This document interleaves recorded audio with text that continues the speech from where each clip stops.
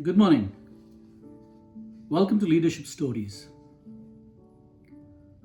If you've attended talks by leadership coaches and chief marketing officers over the last decade or so, a common theme would have been storytelling.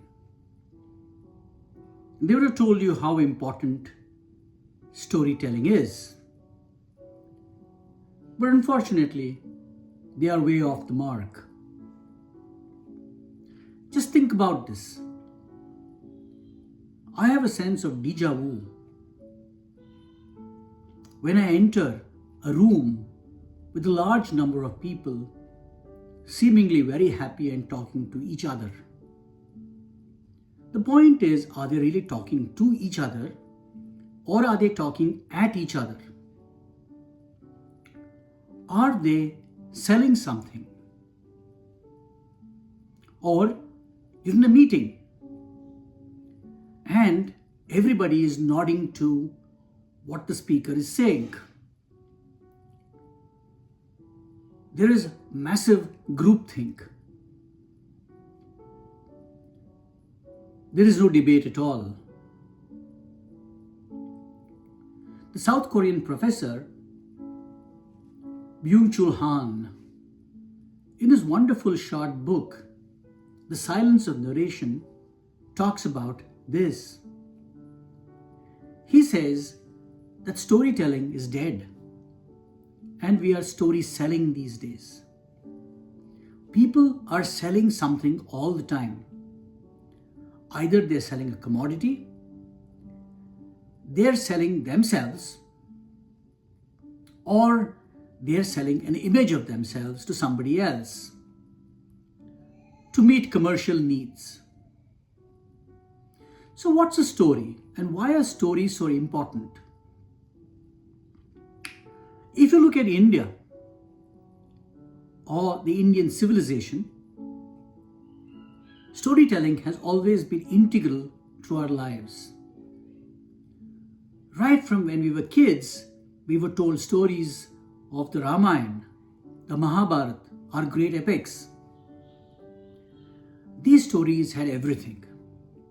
They had a past, they had a present, and they have a future.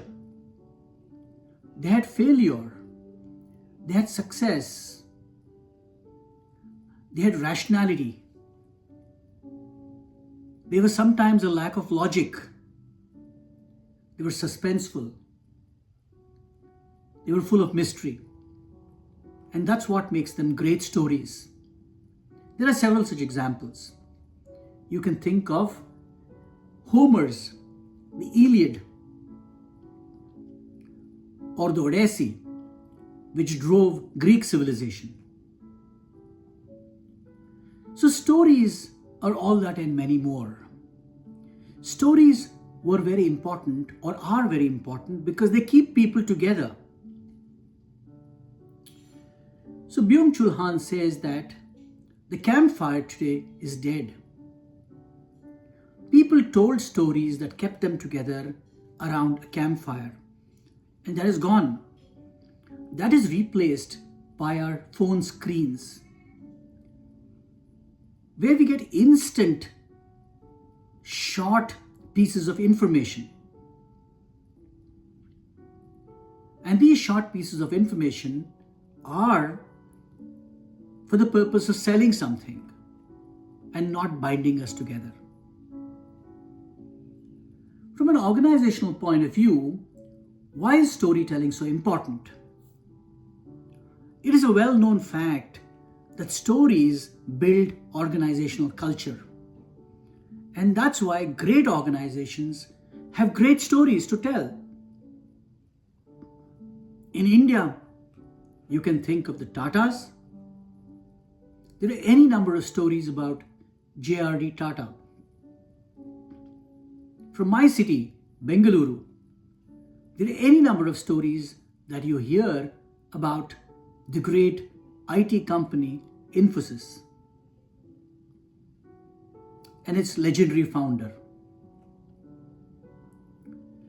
So storytelling is critically important for culture building in an organization because it gives sense, it sets values, and it sets a common purpose for people. But remember, stories must have a past, they must have a present, and they must lead into something in the future.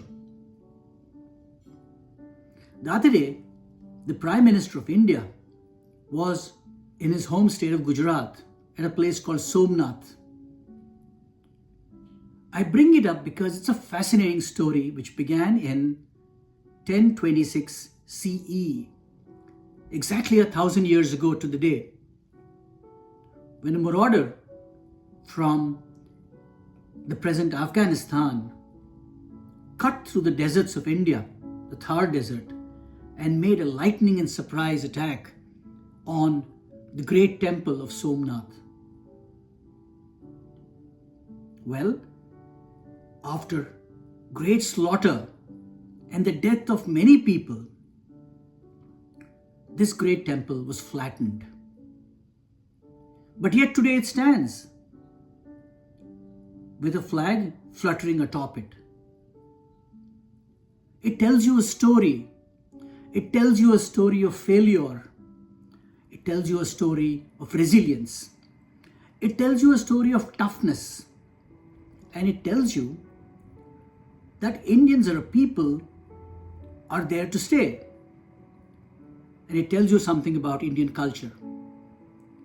And that is why stories are so important. Byung-Chul Han has written another book called Burnout Societies. And he says that people burn out so easily these days because they're not part of a story anymore. And they're trying to sell something all the time. Think about it. This is a fascinating thought. And it makes perfect sense to me. Thank you very much.